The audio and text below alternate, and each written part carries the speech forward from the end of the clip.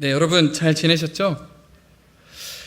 혹시 제가 저를 보면 닮은 연예인이 떠오르시는 게 있을까요? 네? 아니, 뭔지 말은 안 해주고 웃기만 하시면 네, 제가 닮은 연예인이라고 해서 여러 연예인들을 들었었는데요. 먼저 한민관도 사실 있었고, 그리고 또 박해일도 있었는데 웃으시네요. 네, 이재훈도 있었어요. 네, 다들 반응 안 해주시는 거 보면 이제 많이 저도 달라졌나 봅니다. 여러분들은 혹시 닮은 연예인, 뭐 누구누구 닮았다 하는 게 있으신가요? 아마 저처럼 누군가 이렇게 마음속으로 떠올리고 계실 텐데요.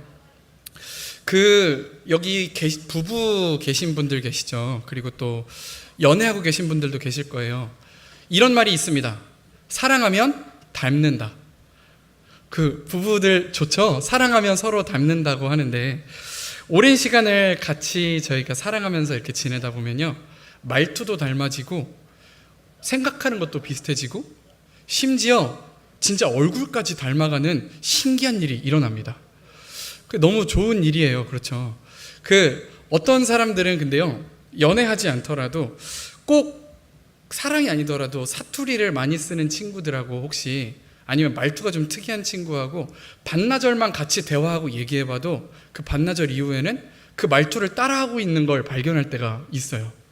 이처럼 저희들이 다른 속도로 걸어가다가도 같이 걷다 보면 또 발걸음이 이렇게 맞는 일들, 이런 것들을 저희가 뭐라고 하느냐면 사회적으로 동기화된다고 합니다. 동기화 들어보셨나요, 여러분? 사회적으로 저희는 같이 오랜 시간을 보내다 보면 서로 닮아가고 서로 비슷한 존재로 이렇게 바뀌어 갑니다. 예전에 제가 찬양 인도자로 교회를 섬길 때 한 분이 앞에 이렇게 앉아 계셨는데, 박수를 그분이 치기 시작하면 참으로 신기한 게 절대로 예배 끝날 때까지 동기화가 되지 않으셨어요. 꼭 한 1초 정도 늦은 박수를 치는데 예배 끝날 때까지 그 템포로 박수를 치셨습니다. 그래서 틀린 박자는 아닌데 마치 영상에 싱크가 안 맞듯이 조금씩 느린 박수를 제가 들으면서 찬양 인도하면서 계속 휘말리는 일들이 있었습니다. 참으로 그때 힘들었습니다. 저희가요, 누군가와 쉽게 동기화가 되지 않으면 사회에서는 꼭 한 소리씩 듣습니다. 예를 들면, 너는 왜 이렇게 빨리 걸어? 좀 천천히 걸어, 다른 사람들처럼. 또 이런 말을 듣기도 하죠. 조금만 느리게 걸어라. 조금만 느리게 걸어. 좀 빨리 걸어라. 이런 이야기들을 저희가 듣게 됩니다. 그래서 이처럼 우리가 속한 곳, 우리가 함께 지내는 그 사람들과 우리가 쉽게 동기화되고 잘 동기화되는 것은 너무나 중요한 일입니다. 그렇다면 저희들 신앙의 모습은 어떨까요? 저희가 예수님을 생각하고 예수님의 말씀을 듣고 매일같이 예수 그리스도를 묵상하면서 지낸다면 시간이 하루하루 쌓여가면 갈수록 저희들은 예수님처럼 예수님과 동기화되어 갈 것입니다. 예수님과 같이 생각하게 되고 예수님의 성품을 닮아가고 예수님의 말투를 닮아가는 그러한 작은 예수로서 우리가 변해갈 것입니다. 그런데 문제가 있습니다. 언제나 예수님을 닮아가려는 저희들 곁에는 이것을 방해하는 세력이 꼭 존재한다라고 하는 것입니다. 성경에서 하나님과 가장 닮았다고 누구나 인정하는 사람이 있다면 누굴까요? 하나님의 형상을 닮았다라고 인정할 수 있는 사람들은 아마도 아담과 하와일 것입니다. 이미 이 두 사람은 하나님의 형상 따라 지음받았다, 이렇게 말씀에 쓰여 있지요. 저희 창세기 1장 27절이 정말 그런지 아닌지 한 목소리로 같이 읽어보도록 하겠습니다. 시작! 하나님이 자기 형상 곧 하나님의 형상대로 사람을 창조하시되 남자와 여자를 창조하시고. 아멘. 그렇습니다. 이미 하나님의 형상대로 아담과 하와는 지음받았습니다. 그러면 그러한 인생은 이제 어떻게 살면 될까요? 하나님의 형상을 누리고 있는 그대로 살아가면 됩니다. 그런데 그들이 하나님 닮음을 방해하는 이가 나타납니다. 누군가요?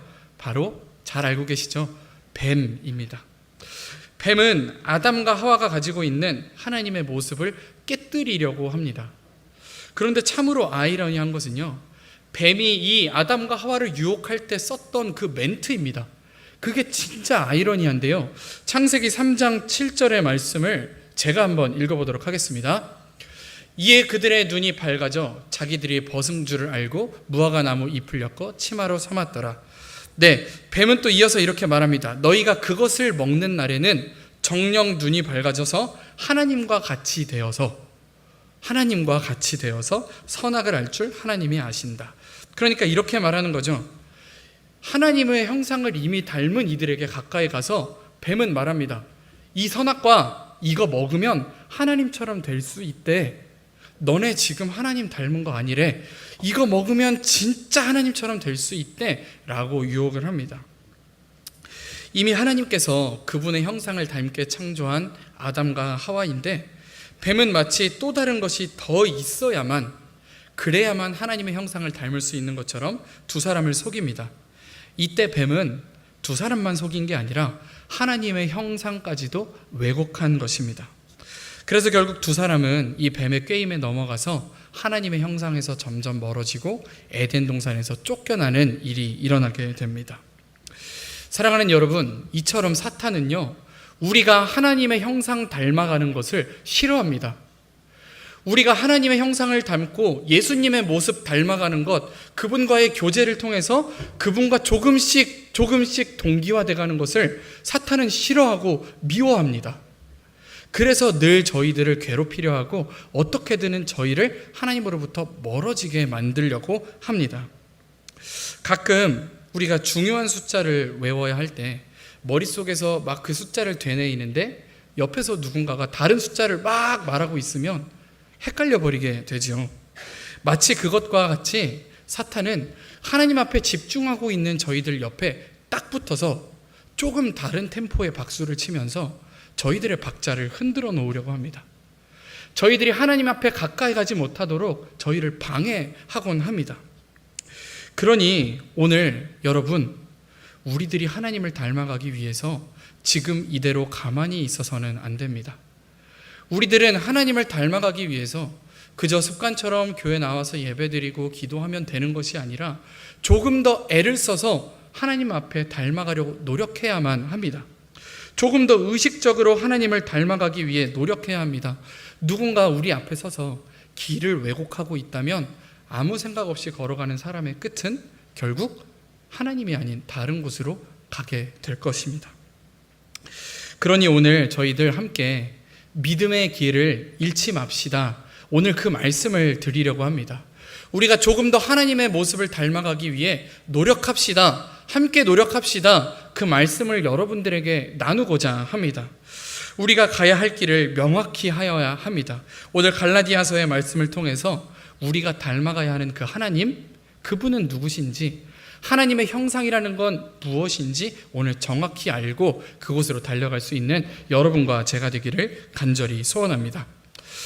오늘 함께 읽은 이 갈라디아서의 말씀은요, 바울이 1차 전도 여정을 마치고 이제 베이스 캠프로 돌아와서 수리아 안디옥이라고 하는 교회에 있다가 어떤 소식을 듣습니다.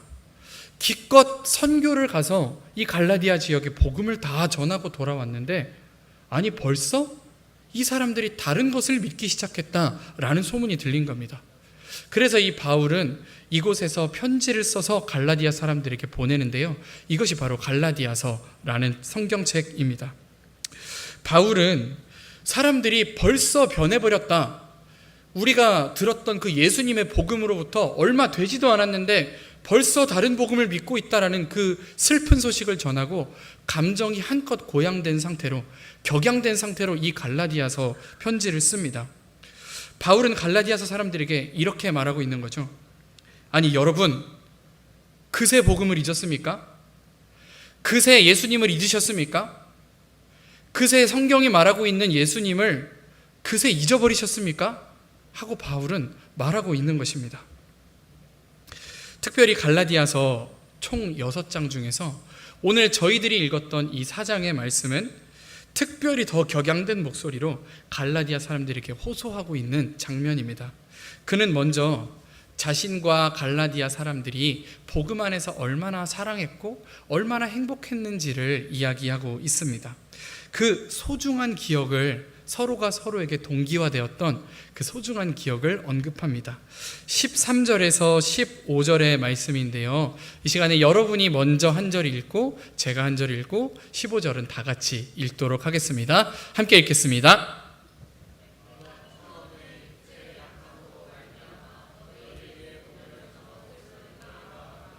너희를 시험하는 것이 내 육체에 있으되 이것을 너희가 업신여기지도 아니하며 버리지도 아니하고 오직 나를 하나님의 천사와 같이 또는 그리스도 예수와 같이 영접하였도다.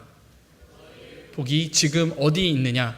내가 너희에게 증언하노니 너희가 할 수만 있었더라면 너희의 눈이라도 빼어 나에게 주었으리라. 아멘. 여러분, 이거 어떤 내용인지 아시겠어요? 이 내용을 조금 풀어서 설명드리자면 이렇습니다. 신약 성경에서 바울이 쓴 성경들을 이렇게 살펴보다 보면 바울은 계속해서 똑같은 고백을 합니다. 무엇이냐면 내 육체에 가시가 있다, 내 육체에 약함이 있다라는 말을 계속해서 이야기합니다. 정확히 그것이 무엇인지 우리는 알 수가 없지만 많은 성서학자들은 바울이 말하고 있는 그 육체의 질병, 그것은 아마도 눈에 관련된 질병일 것이다 라고 이야기합니다. 처음 바울이 예수님을 만났을 때 다메섹 도상에서 하늘로부터 내리는 강한 빛으로 눈이 멀게 되죠. 이것 또한 하나의 이유기도 하고, 또 저희가 방금 읽은 14절에서 보듯이 너희들을 시험하는 것이 내 육체에 있다라는 표현을 보아서 아마도 사람들이 바울을 딱 쳐다보기만 해도 벌써 조금 마음에 시험이 들고, 바울의 모습을 쳐다보기만 해도 무언가 마음에 불편함이 생기는 어떤 질병이 바울에게 있었을 거라 이렇게 생각합니다. 그리고 그 가능성이 높은 것이 바로 눈의 질병인 것이죠. 쳐다보기만 해도 눈에 이상이 발견되고 그래서 조금 불쾌해지는 그런 병이 아니었을까 추측하게 됩니다. 정확히 무엇인지는 알 수가 없지만 확실한 것은 바울은요, 오늘 자신에게 있는 이 질병으로 인해서 사람들이 자기를 꺼려해하고 불편해하고 있다는 사실을 잘 알고 있습니다. 그래서 그러한 점이 바울에게는 오히려 하나님을 부르짖으며 찾는 계기가 되었던 것이죠. 그래서 바울은 자신의 약한 부분과 하나님이 어떻게 여기에 함께 하셨는가를 간증하면서 다닙니다. 그런데 아무래도 바울은 자신의 이 간증이 어떻게 들릴지, 사람들이 나를 보고 싫어하고 혐오하는 것은 아닐지 걱정하곤 합니다.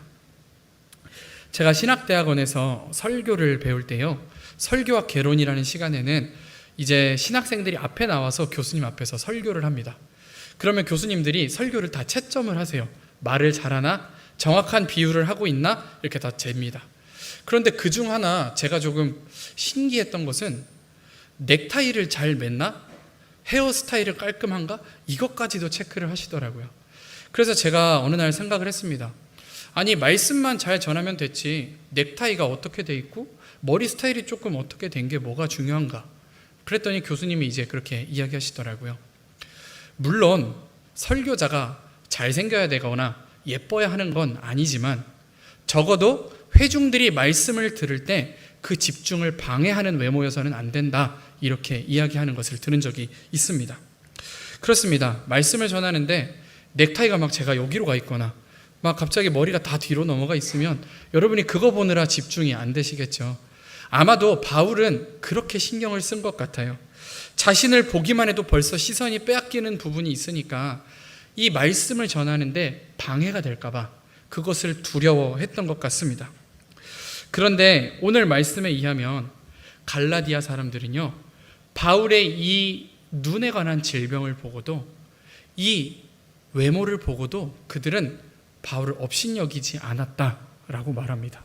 오히려 바울을 하나님의 천사를 대하듯이 존경하고 사랑하면서 대했고요, 마치 예수 그리스도가 우리 교회에 온 것처럼 그 바울을 너무너무 존중해주고 사랑해 주었다, 이렇게 이야기하고 있습니다. 바울은 그 속에서 오히려 위로를 받게 된 거죠. 나의 외모는 조금 부족할지라도 복음 안에서 그의 내면에 있는 하나님의 형상을 닮기 위해서 함께 노력해가는 저 갈라디아 사람들을 보면서 바울은 감동받게 된 것입니다. 오죽하면 조금 전에 저희가 읽었던 15절에서 바울은 이렇게 말합니다. 너희들은 내가 요청하면 눈이라도 빼어줄 사람들인 것을 내가 안다. 정말 우리가 사랑하고 복음 안에서 겉모습이 아니라 하나님의 형상 닮아가기 위해서 우리가 함께 하나가 되고 동기화되고 있다는 것을 바울은 경험했던 것이죠. 그런데 이 좋은 기억을 갖고 있는 바울이었는데 문제는 이겁니다. 바울이 떠나가고 찾아온 유대주의자들로 인해서 그들의 신앙이 한순간 돌아서 버린 것입니다. 전에는 예수 그리스도를 믿는 믿음 하나로 충분하다고 하면서 우리가 서로 어떤 모습을 하든 사랑하던 공동체였는데 유대주의자들이 와서는 이렇게 이야기하는 거예요. 예수님을 정말 잘 믿는 사람이라면 율법을 지켜야 한다. 율법을 잘 지키는 사람일수록 예수님을 잘 믿는 사람이다. 이렇게 말하기 시작하니까 이제 공동체가 분열되기 시작했습니다. 율법을 잘 지키는 사람과 그렇지 못한 사람, 하나님을 잘 믿는 사람과 그렇지 못한 사람을 서로 분류하면서 어떤 사람은 부끄러워하고 어떤 사람은 남을 정죄하면서 교회가 분열되기 시작한 것입니다. 믿음을 잘 믿는 사람과 그렇지 못한 사람을 구분하기 시작한 것이죠. 바울은 이 모습을 정말 안타까워합니다. 그리고 말합니다. 그 유대주의자들이 열심을 내는 이유는 당신들을 이간질하기 위해서입니다. 사랑하는 갈라디아 성도 여러분, 그 사람들은 당신들을 사랑하는 게 아니라 당신들의 열심을 이용하기 위해서 당신들에게 열심을 내고 있는 것입니다. 이렇게 말하고 있습니다. 오늘 말씀을 함께 나누고 있는 우리 사랑하고 존경하는 청년 여러분, 바울이 하고 있는 이 말을 흘려들어서는 안 됩니다. 흘려듣지 않으시길 바랍니다. 바울이 하고 있는 이 말을 저희가 가볍게 듣지 않기 원합니다. 왜냐하면 갈라디아 성도들에게 일어난 그 일은요, 오늘 우리에게 실시간으로 일어나고 있는 일이기 때문입니다. 처음 에덴 동산에서 아담과 하와를 교묘히 꾀었던 사탄은요, 오늘 이 시간에도 아직도 멈추지 않았습니다. 오늘 본문에서 바울이 전도 여정을 다니던 그 시대에도 여전히 똑같은 수법으로 하나님을 더 잘 믿는 듯 하면서 교묘히 그들의 방향을 바꾸어 버렸던 것을 저희가 보게 됩니다. 이렇게 하면 진짜 하나님을 닮을 수 있어 라고 말하면서 하나님의 뜻을 따르는 것처럼 아담과 하와를 속여놓고 마지막에 가서는 선악과를 내밀어서 그들의 방향을 틀어버린 것처럼, 또 마치 바울이 전해준 예수 그리스도의 복음을 잘 믿기 위해서는 이렇게 해야 돼 라고 방향을 제시하는 것 같으면서 마지막에 가서는 그 율법이라는 또 하나의 선악관을 내민 것처럼 오늘 사탄은요, 저희들 가운데 와서 이렇게 하면 예수님의 형상을 닮을 수 있어, 이게 진짜 예수 믿는 거야 하면서 저희들에게 또 다른 동산 중앙에 있는 나무의 열매를, 선악과를 제시하고 있는지도 모릅니다. 어떤 이에게 이 열매는요, 합리화일 수 있습니다. 나 정도면 신앙생활 잘하고 있는 거지, 나 정도면 이 시대에 예수님 잘 믿는 거지, 직장에서는 직장인답게, 학교에서는 학생답게, 교회에서는 교인답게 살면 되는 거지, 그러니까 나 정도면 괜찮지? 라고 누군가는 생각할지도 모릅니다. 어떤 이에게는요, 이 선악과는 자기 정죄일 수 있습니다. 내 모습은 하나님 앞에 너무 부끄러우니까, 나는 날라리 기독교인이니까, 썬데이 크리스찬이니까 나는 하나님 앞에 나아갈 수 없어 라고 말하는 자기 정죄일지 모릅니다. 어떤 이에게 이 선악과 열매는요, 다른 사람을 향한 정죄일 수 있습니다. 저 사람은 예수 믿는다면서 왜 저렇게 행동하지? 저 청년은 예수님 잘 믿는다면서 왜 저렇게 살지? 남에 대해서 생각을 하고 그들을 정죄하는 것이죠. 저 집사님은 왜 저러고, 저 권사님은 왜 저러지? 저 전도사, 저 목사는 왜 저러지? 라고 생각하는 생각일 수도 있습니다. 종류는 다 다르지만 사탄은 오늘도 저희들에게 각자가 유혹될 만한 선악과를 내밀고 있습니다. 이거 먹으면 하나님의 형상에 더 가까워질 수 있다면서 저희들에게 선악과를 내밀고 있습니다. 사랑하는 여러분, 오늘 사탄이 여러분들에게 내밀고 있는 여러분들의 선악과는 무엇입니까? 무엇이 우리를 하나님으로부터 멀어지도록 교묘히 우리를 유혹하고 있습니까? 제가 방금 이야기한 선악과의 이름들 말고도 너무나 수많은 선악과의 이름들이 오늘 우리 곁에 산재해 있습니다. 이것을 얼른 알아채고 다시금 하나님 앞에 방향을 돌려서 나아갈 수 있는, 하나님의 형상을 닮아갈 수 있는 여러분과 우리 청년부 공동체가 될 수 있기를 간절히 소원합니다. 그러면 이제 진짜 하나님의 형상이란, 진짜 그리스도의 형상을 가진 사람이라면 어떤 사람일까요? 우리 함께 이렇게 따라해 주시면 좋겠는데요. 외면이 아니라 내면이 닮아야 한다. 그렇습니다. 진짜 하나님의 형상을 닮은 사람들은요, 외면이 아니라 내면이 하나님을 닮은 사람들입니다.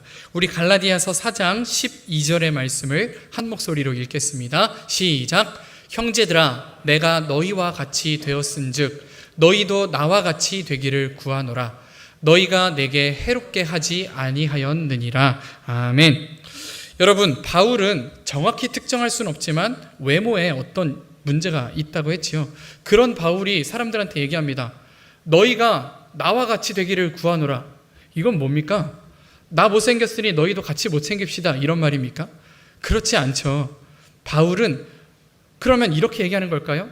내가 오늘 복음을 가지고 거의 순교하면서 돌아다니면서 복음을 전하니 너희들도 다 선교사가 되어라, 이런 말일까요? 그렇지 않습니다. 바울은 고린도전서에서 이렇게 말하는데요. 다 사도겠느냐? 다 선지자이겠느냐? 다 방언을 말하는 자이겠느냐? 다 가르치는 자이겠느냐? 사람마다 믿음의 형태가 다르다라고 말하는 것이죠. 어떤 사람은요, 주일 성수를 자신의 신앙의 가장 중요한 가치로 둡니다. 어떤 사람은 봉사와 헌신을 자신의 신앙의 가장 중요한 가치로 둡니다. 어떠한 사람들은요, 헌금을 가장 중요한 가치로 둡니다. 사람마다 신앙의 모습은, 신앙의 겉모습은 다 다를 수 있습니다. 사람마다 겉으로 보여지는 신앙의 외형은 다 다릅니다. 그러면 무엇이 중요할까요? 정말로 그 마음의 중심에 무엇이 있는가 하는 것입니다. 그 내면의 모습이 무엇인가 하는 것입니다. 사무엘상 16장에서 하나님 이렇게 말하시죠. 나 여호와는 중심을 보느니라. 오늘 이 말씀들이 저희에게 주는 깨달음은 이렇습니다. 우리는 신실한 기독교인이라고 하면 늘 기대하는 어떤 전형적인 모습이 있습니다. 전형적인 이미지가 있습니다. 사람들을 친절하게 대하고 봉사하고 헌신하고 찬양 잘 부르고 말씀 잘 듣는 사람. 그런데 절대로 이러한 모습들을 어떠한 사람이 신앙을 잘하는지 못하는지의 바로미터로 삼아서는 안 되겠습니다. 진정으로 어떤 사람이 깊은 그리스도인이 될 수 있는 것은 그의 신앙의 외형이 아니라 그의 내면에 얼마나 하나님을 닮은 것이 자리하고 있느냐 하는 것이기 때문입니다. 친절하게 봉사하고 헌신하면서도, 헌금 잘하면서도, 봉사하고 헌신하고 찬양하면서도 그 속에 다른 것들 얼마든지 있을 수 있다는 거 우리도 잘 알고 있습니다. 나의 이미지 관리라든지 하기 싫은데 시켜서 한다든지 여러 다른 동기와 마음들이 우리 마음속에 겉모습과 달리 있을 수 있다는 거 우리도 다 잘 알고 있지 않습니까? 그러면 우리는 외형적 모습이 하나님을 닮기보다 우리의 내면의 모습이 하나님 닮아가기를 간절히 소원해야 합니다. 고린도전서 12장에서 바울은 모두가 같은 모습으로 신앙생활할 수 없다고 말한 이후에 마지막으로 모두가 추구해야 할 진짜 은사는 바로 사랑이다 라고 말하고 있습니다. 오늘 갈라디아서 말씀에서 바울은 갈라디아 성도들을 사랑이 많았던 사람들로 기억하고 있습니다. 그게 예수 그리스도의 복음을 전했을 때 일어났던 진짜 역사이기 때문입니다. 사랑하는 여러분, 예수 그리스도의 복음을 진짜로 기억하는 사람들은 다른 어떤 은사가 아니라, 방언의 은사가 아니라, 봉사의 은사, 헌신의 은사가 아니라 그 무엇보다도 사랑의 은사를 얻게 된다는 것을 우리가 기억하면서 나아갔으면 좋겠습니다. 오직 죄인인 우리가 모두 똑같이 예수님 십자가 품 안에 안겨진 똑같은 사람들이라는 것을 기억하면서 서로가 서로를 사랑하고 존중하고 아껴주는 공동체가 되는 것, 그것이 바로 복음을 아는 자들에게 일어나는 첫 번째 역사요, 첫 번째 은사임을 기억하며 나아가기 원합니다. 저희 매주 찬양하는 것처럼 나누고 비우고 사랑하고 섬기는 그런 모습이 우리 청년부 공동체 안에도 이루어지기를 이 시간 간절히 소원합니다. 바울은 이러한 목표를 두고 다시 그 갈라디아 교회를 세워나가려고 합니다. 19절 말씀을 우리 함께 읽겠습니다. 시작. 나의 자녀들아, 너희 속에 그리스도의 형상을 이루기까지 다시 너희를 위하여 해산하는 수고를 하노니. 아멘. 오늘 바울은요, 이제 다시 교회를 세우는 일이 출산하는 일만큼이나 힘들다고 말합니다. 물론 바울도 출산을 경험해 보지 못했죠. 여기서 말씀 전하고 있는 저 또한 그렇습니다. 그러나 저희가 분명히 알 수 있는 것 하나는 정말 힘든 일이지만 그 일의 끝에는 한 사람의 생명이 태어난다라고 하는 것입니다. 사랑하는 여러분, 저희의 믿음을 돌아보고 다시 하나님 앞에서 믿음을 세워가는 일은 해산하는 것만큼이나 힘든 일이 될 수도 있습니다.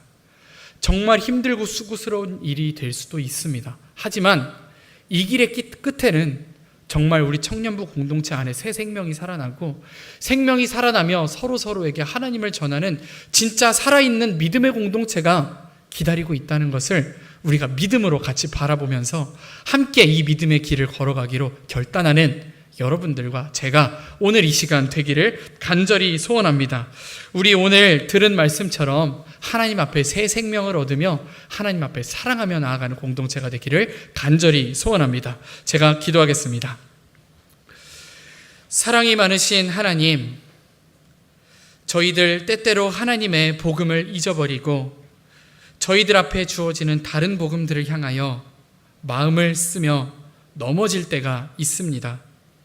하나님, 그러나 저희들 하나님의 복음을 기억하면서 나아갈 때에 사랑하는 사람들끼리 닮아가는 것처럼 예수님을 사랑하는 저희들이 서로를 닮아가고 사랑 안에서 예수를 닮아가는 역사가 일어나게 하여 주시옵소서. 저희들 이제 하나님 앞에 믿음을 돌아보며 다시금 하나님 앞에 세워져 나가기를 원합니다. 이 힘든 길 가운데에 오직 서로에게 버팀목이 되어주며 서로를 사랑하며 세워나갈 수 있는 공동체가 되게 하시고, 저희들 안에 진정으로 살아 움직이는 예배와 진정으로 살아 움직이는 신앙의 모습과 새 생명이 얻어질 수 있는 그러한 믿음의 공동체, 생명의 청년부 공동체가 될 수 있도록 하나님 역사하여 주시옵소서. 부족한 저희들 가운데 하나님 더 크게 역사하실 것을 믿으며 사랑이 많으신 우리 주 예수님의 이름으로 기도드립니다. 아멘.